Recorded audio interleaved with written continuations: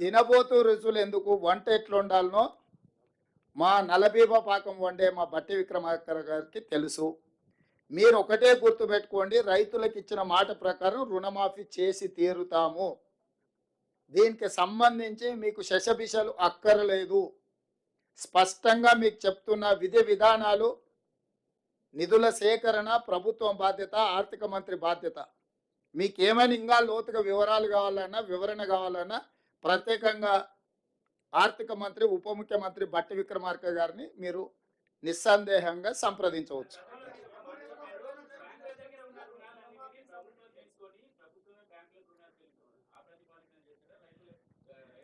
ఇప్పుడు రుణమాఫీ చేయడమే ప్రాతిపదిక.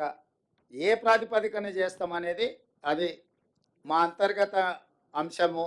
దానికి సంబంధించి వివరాలన్నీ కూడా మీరు తీరిక సమయంలో ఆర్థిక మంత్రి గారిని సంప్రదించండి, వారు వివరిస్తారు. దీనికి అర్హులు ఎవరు, అనర్హులు ఎవరు సార్? ఈ రుణమాఫీకి అర్హులు ఎవరు? ఆ అర్హులు అనర్హులకు సంబంధించి విధి విధానాల మీద పూర్తి స్థాయిలో చర్చించినము. నియమ నిబంధనలు అన్నిటిని కూడా మంత్రివర్గం ఆమోదించింది. తొందరలోనే మీకు ఆ జీవో విడుదల చేస్తాం. అందులో మీకు పూర్తి వివరాలు ఉంటాయి. ఇప్పుడే మీకు చెప్పిన పాత విధానాలు లేవు. 2 లక్షల రూపాయల రుణమాఫీ చేస్తామని క్లియర్గా చెప్పినాం.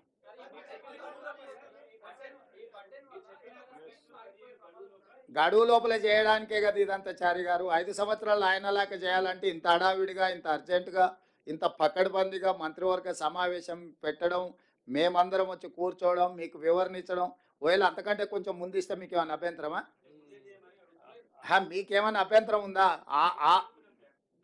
చేయమని అడుగుతారా? ధన్యవాదాలు.